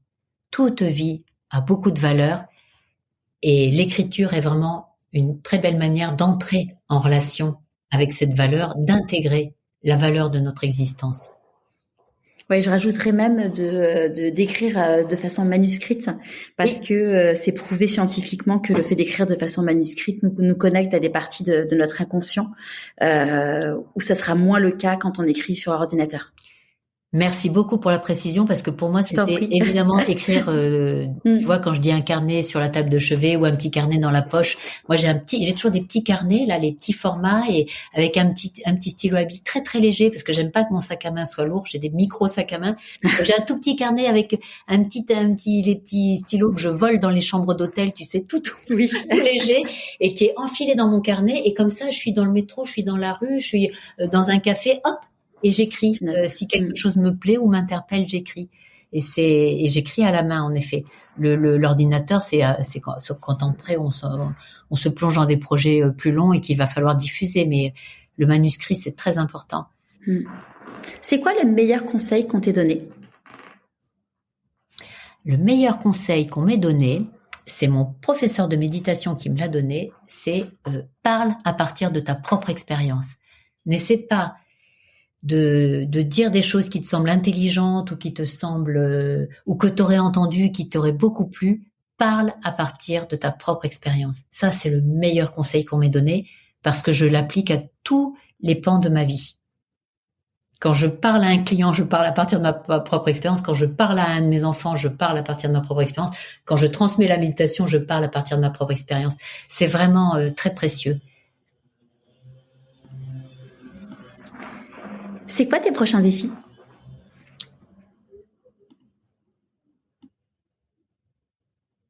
Alors, mon prochain défi tout proche, c'est de concevoir entièrement un week-end de méditation et d'enseignement que je vais faire autour du thème Affirmez-vous et que je dois concevoir en créant les méditations guidées qui peuvent aider à intégrer ces enseignements.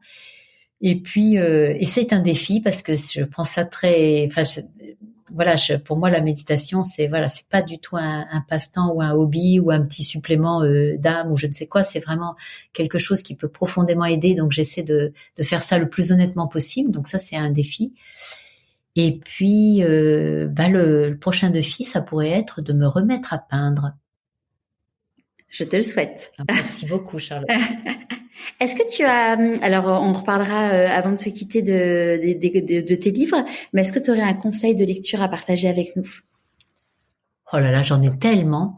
D'ailleurs, à chaque fin de mes livres, il y a toujours une bibliographie parce que je me nourris beaucoup. Je lis énormément, je lis beaucoup, j'adore. Là, je suis en train de lire un livre de Gloria Stanheim qui s'appelle Une révolution intérieure et qui vient juste d'être réédité en français avec une préface de Mona Chollet et je me régale. Je trouve que c'est un livre qui nous éclaire beaucoup sur le système éducatif, sur le système du travail, sur l'enfant intérieur. Je m'attendais pas du tout à trouver cette notion-là chez Gloria Stanheim de l'enfant intérieur. C'est un livre qui fait des liens avec différents thématiques que je travaillais mais que j'arrivais pas forcément à harmoniser et ça nous montre de quelle manière il est si facile de perdre l'estime de soi et donc comment la regagner. Super. Et donc du coup pour tes livres, donc le Affirmez-vous vient de sortir en poche. Absolument, chez Pocket. Il sort aujourd'hui même, le 16 février. Voilà, exactement. Il sort aujourd'hui en poche chez Pocket et il sort également en audio et en plus je suis contente parce que c'est moi qui l'ai enregistré. J'ai passé le casting. Tu sais, normalement les livres audio ils les font enregistrer par des comédiennes évidemment ou des comédiens et j'ai demandé à passer le casting. J'ai été reçue, j'ai été retenue, donc j'ai pu l'enregistrer. Alors évidemment c'est peut-être pas comme une comédienne, mais en tout cas c'est. Oui, mais c'est encore plus juste parce que chaque mot, c'est fait avec beaucoup de cœur. Puis comme ça me permet de guider aussi avec ma voix les exercices de la fin. Donc ça ça s'appelle, c'est chez Audible, c'est écoutable chez Audible. Ouais. Et puis avant ça, j'avais sorti. Alors Affirmez-vous existe en grand format sous le titre Éclore enfin. Et puis avant ça, j'avais sorti plusieurs guides sur la méditation et la méditation de la bienveillance chez Le Duc. Je mettrai de toute façon tous les liens sur le blog pourquoipasmoi.co. D'accord. Et en 2014, quand j'ai commencé à enseigner, j'ai donc aussi ouvert un blog qui s'appelle Méditation et Action. Ouais. Et sur lequel je raconte comme ça, j'écris des petits billets sur la manière dont la méditation s'ancre dans mon quotidien. Et puis je parle aussi des belles rencontres que je fais d'enseignants de méditation ou d'auteurs ou d'autrices. Voilà. Super. Je mettrai, de toute façon, c'est méditation-et-action.com. Je mettrai le lien aussi sur le blog. Merci beaucoup, Charlotte. Avec grand plaisir. À qui as-tu envie de dire merci et pourquoi avant qu'on se quitte? Alors, j'ai envie de dire merci à Fabrice Midal qui m'a donc enseigné la méditation. Et puis, merci à mon mari Bruno qui est un soutien de chaque jour et qui est un véritable ami, qui est peut-être le plus bel ami que je puisse rencontrer et qui partage ma vie depuis 40 ans. C'est beau.